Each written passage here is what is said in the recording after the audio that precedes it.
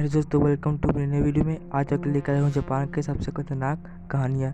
हाथी साकोमा का मतलब है 8 फीट लंबा। यह बुरी आत्मा 8 फुट लंबी औरत होती है जो कि दिखने में बहुत डरावनी होती है। यह ज़्यादातर बच्चों को अपना शिकार बनाती है और यह पो है कि बहुत ही भयानक आवाज़ भी निकालती है। इस आवाज़ से लोग समझ जाते हैं कि हाथी साकोमा उनके आसपास ही कहीं है। हाथी साकोमा कहानी सबसे पहले एक जापानी वेबसाइट पर 26 अगस्त सन 2008 को पोस्ट की गई थी। उस वेबसाइट पर हवाई एक्टिव EJSTR यूजर ने वाले शख्स ने की थी। हाथी साकोमा से जुड़ी अपनी स्टोरी पोस्ट की थी। यह स्टोरी कितनी सच है कितनी झूठी है तो मुझे नहीं पता, लेकिन स्टोरी बहुत ही डरावनी है, इसलिए आज मैं आपके लिए स्टोरी लेकर आया हूँ। तो अब आगे की स्टोरी में आपको उसी शख्स की नज़र से सुनाऊंगा जिसने स्टोरी पोस्ट की थी। आज मैं आपको वह भयानक घटना बताने जा रहा हूँ जिससे मेरा सामना हाथी साकोमा से हो गया था। यह घटना साल 1998 की है। इसमें मेरी जान बड़ी मुश्किल से बच पाई थी। बात यह है कि मेरे मम्मी पापा जापान के रहने वाले हैं, लेकिन शादी के तुरंत बाद ही वह दोनों अमेरिका चले गए थे। इस वजह से मेरा बचपन अमेरिका में ही बीता है और अमेरिका में ही मेरा पढ़ाई लिखाई भी हुई है। तो बात यह है कि साल 1998 में एक बार जब मेरे स्कूल की छुट्टी हो रही थी, तब मेरे मम्मी पापा मुझे जापान में नाना नानी के पास लेकर गए थे। उस समय 8 साल का था। मेरे नाना नानी का घर जापान में पहाड़ों के बीच बसे एक गांव में था। पहली बार अपने नाना नानी के घर जा पाया और मुझे देखकर मेरे नाना नानी बहुत ज़्यादा खुश हैं। मेरे मम्मी पापा मुझे नाना नानी के पास छोड़कर जापान कहीं दूसरे हिस्से में घूमने के लिए चले जाते थे। मुझे भी इस बात से कोई परेशानी नहीं थी, क्योंकि मुझे अपने नाना नानी के साथ रहना अच्छा लगता है। मेरे नाना नानी का घर काफ़ी बड़ा है और घर के बाहर एक बगीचा भी है। इस बगीचे के चारों तरफ ऊंची ऊंची झाड़ियाँ भी लगी हुई है। तो एक बार दोपहर के समय नाना नानी घर के अंदर बैठकर टीवी देख रहे थे और मैं लेटकर आराम कर रहा था। फिर तभी लेटे लेटे मुझे एक अजीब सी आवाज़ सुनाई दी, पो पो पो। वह आवाज़ बहुत ही अजीब और डरावनी थी। उस वक्त आवाज़ को सुनकर मैं उठकर बैठ गया। फिर मैंने महसूस किया कि धीरे धीरे वो आवाज़ मेरे पास आ रही है। फिर उस आवाज़ की काफ़ी पास आ जाने के बाद मैंने देखा कि एक बहुत ही लंबी औरत बगीचे के किनारे लगी झाड़ियाँ के ऊपर से मुझे देख रही है। वह बहुत ज़्यादा लंबी और बहुत ज़्यादा डरावनी थी। बहुत ही भयानक तरीके से मुस्कुराती वह सीधा मेरी तरफ ही देख रही थी। फिर मुझे देखते वह औरत अपने मुंह से एक आवाज़ निकाली, पो पो पो। इसके बाद वह औरत आवाज़ निकालते हुए वहाँ से चली गई। उस वक्त औरत के जाते तुरंत अपने नाना नानी के पास गया और साथ ही मैंने उनको औरत को देखे जाने की बात भी बता दी। फिर पता नहीं क्यों मेरी बात सुनते ही मेरे नाना नानी बहुत ज़्यादा डर गए।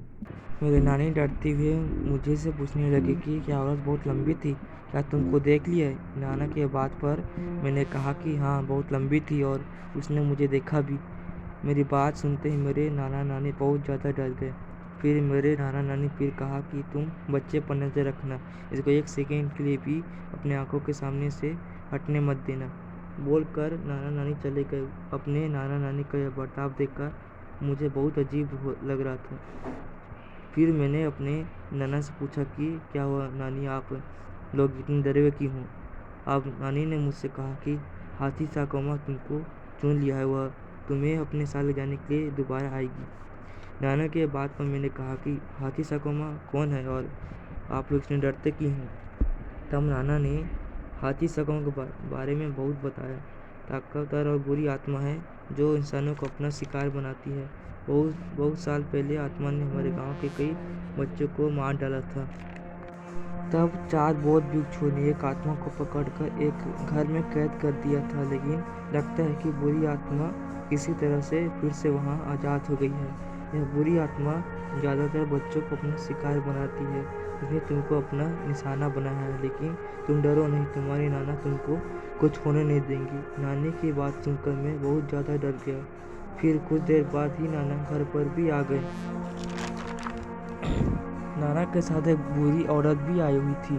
औरत ने अपना नाम किसान बताया था। नाना जी के साथ आए वो औरत मुझे मेरे बेडरूम ले गई।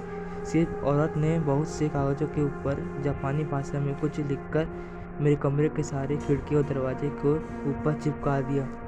किसान ने बताया कि यह सब पवित्र मंत्र है। मैं कागज़ के ऊपर लिखकर तुम्हारे कमरे के सारे खिड़की दरवाजे चिपका रही हूँ, ताकि हाथी साकामामा कहीं से भी तुम्हारे घर में न आ सके।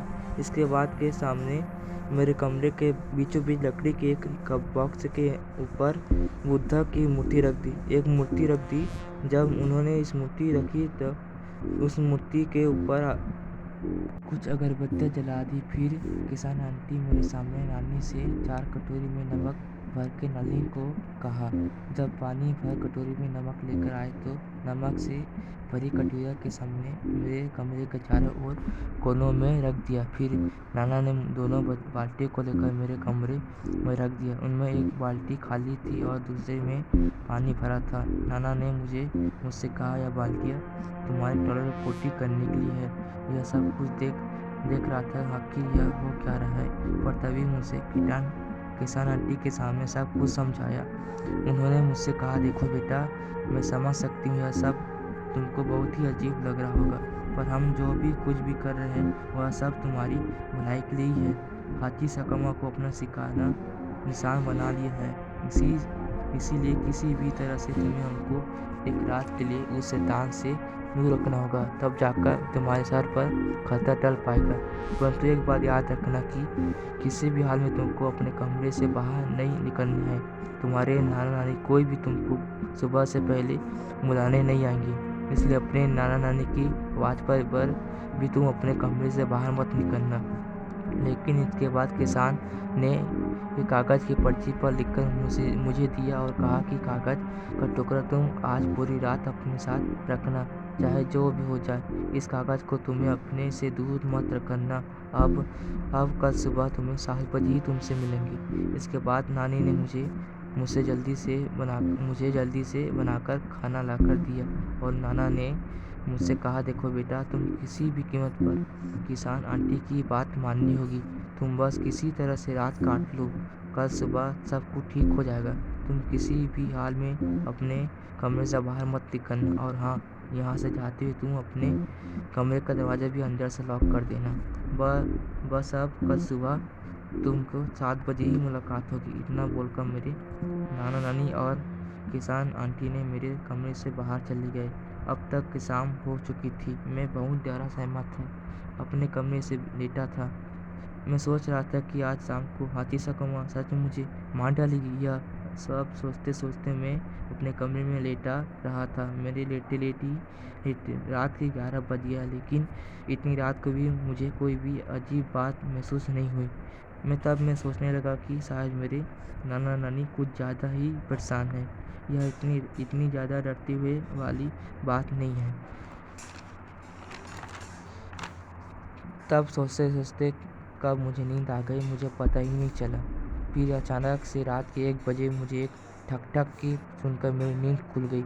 नींद से उठते ही मैंने महसूस किया कि कोई मेरे कमरे का खिड़कियों को खटखटा रहा है। यह देखते ही डर के मारे जान के मेरी हालत में आ गई थी। डर के मारे मैं चुपचाप अपने बेड पर ही बैठा रहा था। ठक ठक की आवाज़ पर 10 मिनट 15 मिनट तक आया थी। उस वक्त आवाज़ बंद हो गई। फिर इसके बाद मेरे कमरे के दरवाजे पर किसी के खटखटाने की आवाज़ आने लगी। वह आवाज़ सुनकर भी मैं बहुत ज़्यादा डर गया था। फिर तभी नाना की आवाज़ पर सुनाई दी। वह कह रही थी, बेटा, तुम अंदर ठीक तो हो? कोई परेशानी तो नहीं है? अगर तुम्हें डर लग रहा हो तो बताओ, मैं तुम्हारे कमरे में आ जाता हूँ। तुम्हें परेशान होने की कोई ज़रूरत नहीं है। अपने नाना की यह बात सुनकर मैं बहुत तेज़ी से खुश हो गया। फिर तेज़ी से भागकर मैं अपने कमरे के दरवाजे की तरफ जाने लगा। फिर मैं कमरे का दरवाज़ा खोलने से पहले ही मेरी नज़र कमरे में रखी नमक से भरी कटोरियों पर पड़ी। तब मैंने देखा कि उस कटोरी में रखी नमक धीरे धीरे काला पड़ने लगा। यह देखकर मैं तुरंत देखकर कमरे के दरवाजे से दूर हो गया, हट गया। फिर तभी दोबारा मुझे नाना ने आवाज़ लगाई और कहा, बेटा, तुम दरवाज़ा क्यों नहीं खोल रही हो? दरवाज़ा खोलो, मुझे अंदर आने दो। एहसास हो गया था कि ये मेरे नाना नानी नहीं है। फिर कुछ समय तक सब कुछ बिल्कुल शांत रहने के बाद कमरे से मुझे वो भयानक आवाज़ आने लगी। वो आवाज़ सुनकर मैं बहुत ज़्यादा डर गया। फिर तब मुझे कमरे के दरवाजे और खिड़की पर ठक ठक की आवाज़ आने लगी। वह आवाज़ धीरे धीरे तेज होती जा रही थी। मैंने अपने दोनों हाथों से कानों को ढक लिया। तब भी मुझे भयानक आवाज़ सुनाई दे रही थी। तब मैंने डर के मारे रोने लगा। मुझे लग रहा था कि आज मैं पक्का मारा जाऊंगा। फिर पता नहीं मुझे कब रोते रोते मुझे नींद आ गई। तभी इसके बाद अपनी सुबह जब मेरी नींद खुली तो मैंने घड़ी देखा कि अब सुबह के 7:30 बज रहे हैं। फिर मैंने डरते हुए अपने कमरे का दरवाज़ा खुलते ही मैंने देखा कि मेरे कमरे के बाहर मेरे नाना नानी मम्मी पापा और किसान आंटी सभी लोग खड़े हैं। मैं बाहर आती हूँ, मैं अपने मम्मी पापा के गले लग गया। तभी मेरे नाना ने मेरे मम्मी से कहा कि अभी डरना नहीं है, तुम सबको जल्दी से जल्द एक जगह से दूसरी जगह जाना होगा। मेरे नाना ने मुझसे मेरी नानी मम्मी पापा को एक बड़ी वैन में बिठाकर एयरपोर्ट की तरफ चल दिए। वे मेरे नाना चला रहे थे और उनके बगल में किसान आंटी बैठी हुई थी। मैंने अपने मम्मी पापा के बीच बैठा हुआ था। तभी वहाँ चलते किसान ने मुझसे कहा, चाहे कुछ भी हो जाए तुम्हें अपने आंखों बंद रखना है, किसी भी आवाज़ का कोई भी जवाब नहीं देना है।